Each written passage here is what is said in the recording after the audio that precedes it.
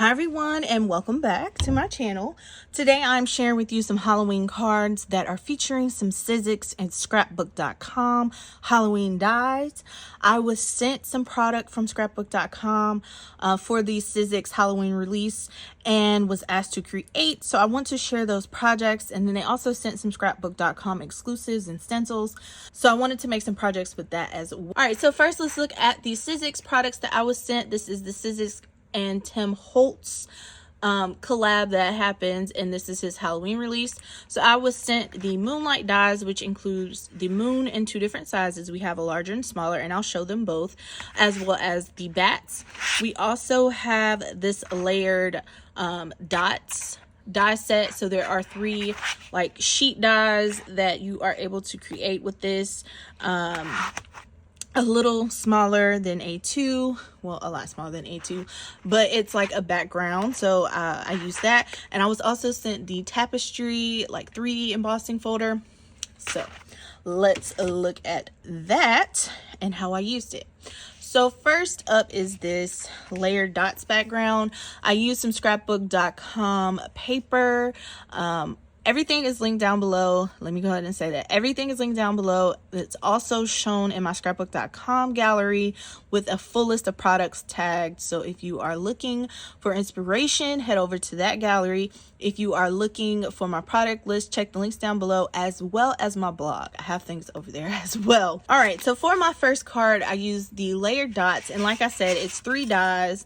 So this was my top one. This was my second one. And then this just cuts out a solid piece. I also used some scrapbook.com paper pads. I think this was either the boho or the harvest paper pad, if I'm not mistaken. Again, check the links down below, as well as some DCWV glitter cardstock that I have in my stash. So I just created this. I was set on having more of a pink Halloween instead of the traditional colors. I layered that up, and I used this artist glue from scrapbook.com. It is exclusive to them, and it works well. It held up well. There's no issues with my cardstock and the glitter cardstock adhering. Everything's in place, nothing is lifting. So that is what I used, and then I just backed that on some black cardstock, and I went in with my jelly roll pen and added the dashes. Like I said, that layering piece is smaller than A2, so you can kind of get a gist of how it looks. And then for my sentiment, I used the layered ghost die set from scrapbook.com for the happy, and then the Halloween is actually the bold alphas, the lowercase set. It comes in upper and lowercase, so I used all of the lowercase, and then I just went in and again did some highlighting and accenting with a white pen. So I wanted to keep it simple, something anyone can make, simple project, but it's a cute Halloween card. So next up we have this card. We have a use for that tapestry embossing folder. So what I did was I took a piece from the, I think it's rainbow paper pad, and it's the orange. And what I did was I embossed this paper in this embossing folder. And then I took my picked raspberry and simply opened it up and ran it over the raised edges of my paper. There we have 2 different colors. And then again, I used my alphas and just added a bat from that Moonlight set to add some more pink in there. Super simple, super cute, but it's a Halloween card. All right, next up is this blended background card, and it is using the Moonlight die set as well as the build and layer ghost die set. That's pretty much what I have for all of these. So here what I did was I used black cardstock, and I just inked it up using some Uncharted Mariner as well as some Seedless Preserves, and I wanted to have a bit of a gradient, and that's primarily what I used.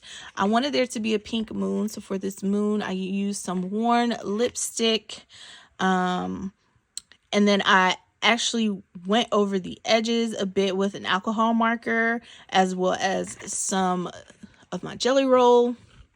Also did some highlighting with the jelly roll pen. I wanted to make sure the back was a bit darker than the top piece, so I was intentional with how I did my ink blending. For the bats, again, I used some black paper and just added some ink here and there to give a gradient effect. I die cut the boo out of some of white cardstock, and then I just layered up and accented this little ghost. Super cute. And for the stars, I just added dots in my jelly roll, as well as a bit of splatter here and there with some white Dilutions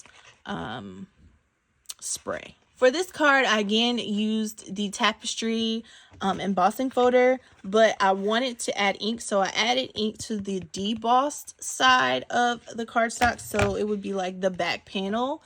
I added the black soot distress oxide to that, and then I covered this in some black embossing folder, and I used Raven from Brutus Monroe, which is, I love all of Brutus Monroe's embossing powders. They are definitely my favorite. I grab them whenever I can, so that's what I used here. So it gives definitely a difference of texture, a difference of shine on this panel.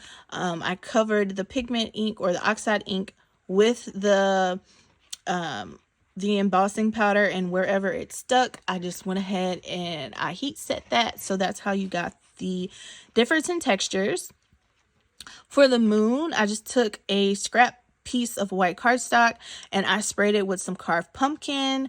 I have some spun sugar. I have the picked raspberry, and I tried to make sure that there was more of a gradient on the solid backer piece than there was on the front piece. I wanted there to be some lighter areas for that. So once I glued that together, I grabbed my stencil from Tim Holtz that features the numbers, and I just did 31 using the crackle paste from there, and I made sure that was dry before adhering it onto my card panel. From there, I just did more of some random ink blending. I used Uncharted Mariner again with my sprays, as well as I think maybe prize ribbon. I used picked raspberry, and I went in and blended my seedless preserves and some dusty concord for the bats. And then I used the brush pewter, I think that's what it is, the silver spray stain from Tim Holtz, to add my splatters. So it was a lot. This was more of like my mixed media fun card, but I tried to make sure I had all of the texture and sparkle and stuff there. And these are some fun cards and different ways of using those Sizzix products. So as I stated before, scrapbook.com sent me these products, and they also sent me some of their own products to play around with and incorporate. And one of those was this cute stencil, and it features little ghosts and candy corn and candy. It's two different ghosts. I think it's, yeah, two different ghosts, and then it has that like starburst there.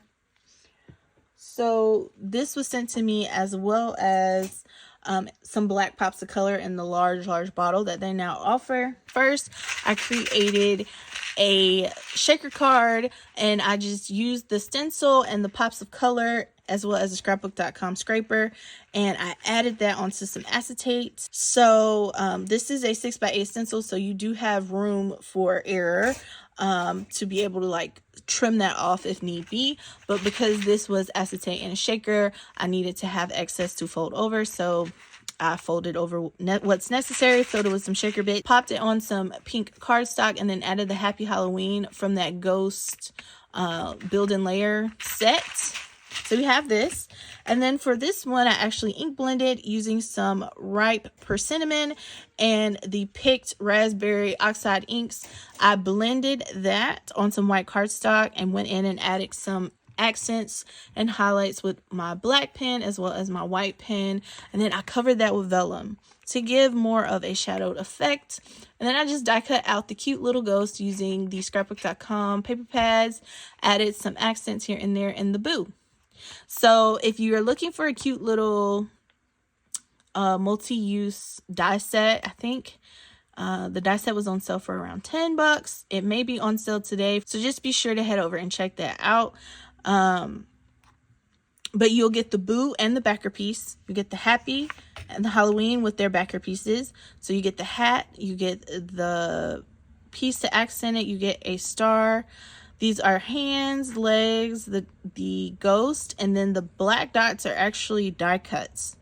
So you can adhere those on. And then you have the little pumpkin. So if you're looking for a cute little die set, yeah, check it out. But these are two of my makes using primarily scrapbook.com goods. All right, guys, so that was a ton of talking, but I did want to come and share all of my little Halloween projects. I might take a break from Halloween and go more into fall and back to school crafting, because I think I've done a lot for right now.